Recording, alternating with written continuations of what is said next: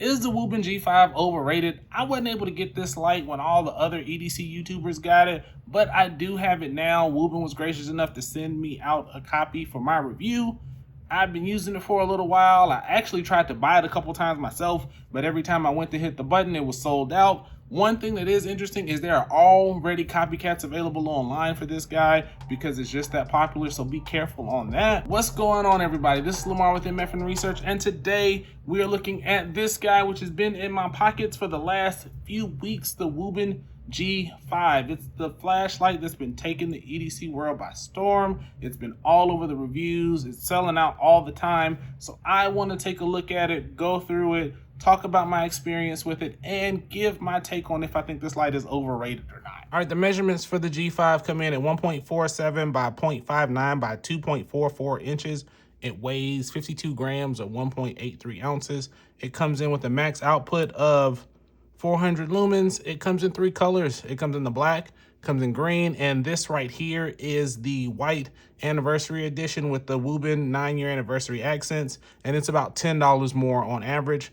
It's an IP68 rated flashlight. In the box, you're gonna get the light, a manual, a lanyard, a key ring, and a USB A to C charging cable. All right, so let's go over the exterior of the light to see what you get. So like any other flashlight or EDC reviewer, you gotta put the light on a knife to just show that it is indeed magnetic, and it is.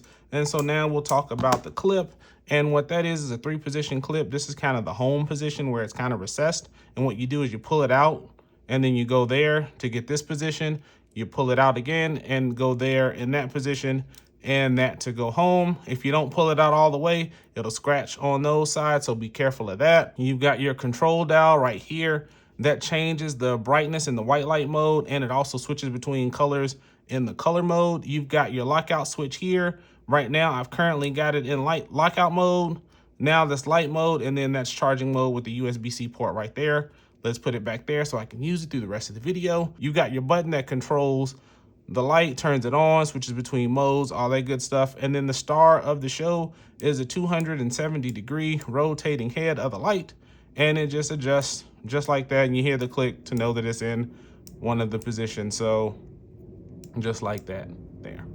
So now let's just go talk about the light modes. It goes from 2 lumens to 400 lumens in the white light mode, and then the RGB mode and the beacon mode are 10 lumens. In that white light mode, it can last from 50 minutes to 65 hours. In the RGB mode, it's gonna last 9 hours. And then in the beacon mode, it'll last 45 hours. It gives a beam distance of 82 meters, and then it's an intensity of 1681 candela. Let's take a look at how the light operates. So first, you just press the little button, turn that guy on. It's in moonlight right now. And then you just adjust on the wheel to adjust the brightness. If you want to go to turbo from where you are, just like most flashlights, you just double click. And I think I'm already in the max brightness. So let's turn it down a little bit.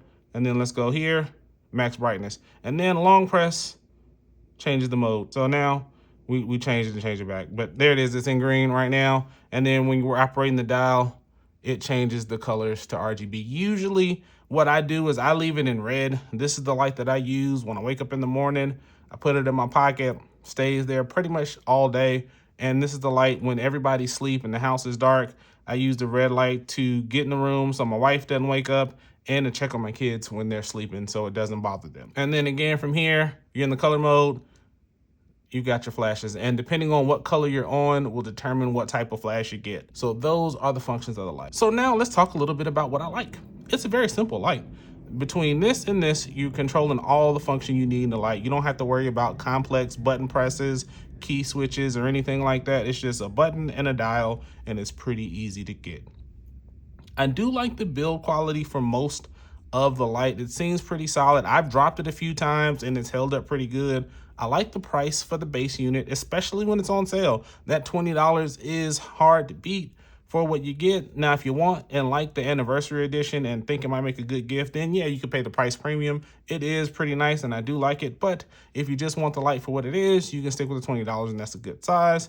I mean, that's a good price. And the size, I really like the size. While it's a different ergonomics, and while we're talking about the size, they did talk about it being the size of a Zippo. Here is a Zippo right here. It's a little bit shorter than a Zippo, but they do have about the same width. So I think And I'd imagine that all of your Zippo holsters and stuff like that will probably still work for this flashlight if you want to do that. It fits in the 5th pocket of your jeans, no problem. So you could put it there as well. So that's a good thing. The rotating head, which is the star of the show, I really do like that feature. One of the things I used it in the garage for, I was messing around. I had it as a light this way to read, then this to look at something in the garage, and then this to kind of flash it on the ceiling to kind of reflect down and kind of illuminate a little bit in a low light situation. So that was pretty cool. It gives you a couple opportunities to use a light in different positions without having to physically move the flashlight. And I do like the idea of a manual lockout, so you don't have to guess if it's locked out or not. You know pretty much that it is locked out. And with that, the last thing that I like is the fidgetability. So you've got the slider right here with slight detents. You've got a roller wheel. You've got the head of the flashlight that moves. And then you've got this guy right here that adjusts. So all those things. Oh, and the button right there. So it gives you a nice fidget option. So that's pretty cool. So now let's talk about some of the areas where I think it can improve. I really wish that it had a battery power notification. So when I'm charging it, to let me know if it's, you know, halfway there, all the way there, just a red or a green would be nice. I really think I like the idea of the detents on the slider, but I wish they were a little more pronounced. You can easily move between the sections if you want to, and it doesn't really force you to stay in that position. So just be careful of that. The clip, I think, is probably one of the weak spots on this guy. I don't even really think you need it if you're going to use a clip like this. First of all, this position, I'm not going to use it in this position at all. This is more of a resting position. And with this, you've got this, because the head rotates, whether it's on this side or this side, you can still get the same orientation. And the other thing that I noticed is, I'm going to take my hat off real quick and put it on the clip. Notice how that clip is hanging out on there. It works, but I feel like the clip is almost screaming to stay on there. And so I'm not a real big fan of that. I wish you could beef the clip up a little bit and, you know, maybe just make it either this side, or go from here to here without this position right here and give me a little more clip. So on the ergos, I mean, it fits in your hand, no problem. It's kind of different from anything else. I mean, I wouldn't use this light for a long time for hiking or something to hold it. Yes, you can kind of do it like this, but it's not really designed to hold in the hand. I think it's more designed to be clipped or kind of sit in a more stationary position and adjust the head. There's no replaceable battery. And then I wish the RGB was brighter than 10 lumens.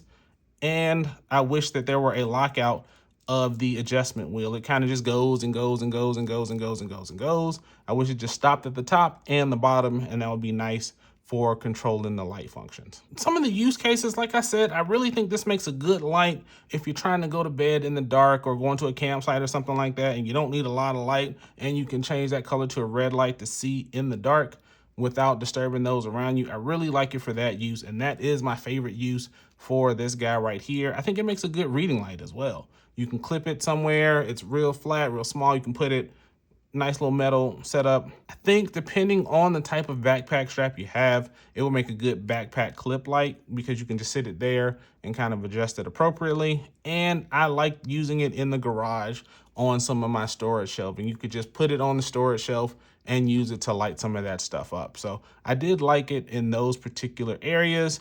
And I'm not really a fan, like I said before, of using it as a light, holding it for a long time. I think there's lights better suited for that, even in Wuben's lineup. I think this is the light to put somewhere and use it in a stationary position, and I really like it for that. So before I tell you if this guy is overrated or not, I do want to let you guys know that be on the lookout. Probably by the end of July, I want to do a flashlight roundup of some other small flashlights to see where the Wuben G5 stacks up and how some of the competition fares as well.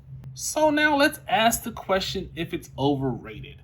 For the price at around 20 bucks for the regular version, I'm gonna have to say no. Just because it's got a rotating head and it's got that RGB mode. It's not that expensive. It does a lot for what it is. It's not perfect, and there are some areas where it can improve, and I hope they make some of those adjustments in a future iteration, especially the clip. I really think the clip is one of the weak areas on this guy, but I do like it for what it is. It has been, like I said, in my pocket from when I get up in the morning to pretty much when I go to bed. That low lumen RGB is pretty cool For $20, I think you could do a whole lot worse. And please, if you're going to pick this guy up, stay away from the knockoffs, because there's no telling what you're going to get with those. And be careful, because you almost think that you're getting the real thing. And that's something I noticed when picking this guy up. Again, shout out to Wuben for sending me this guy. As always, take care of yourselves. Take care of each other. I'm Lamar with MF Research. There's some videos on the screen. And stay on the lookout for the flashlight roundup to see how this guy compares against some of his peers. Take care of yourselves. Take care of each other. I'm out.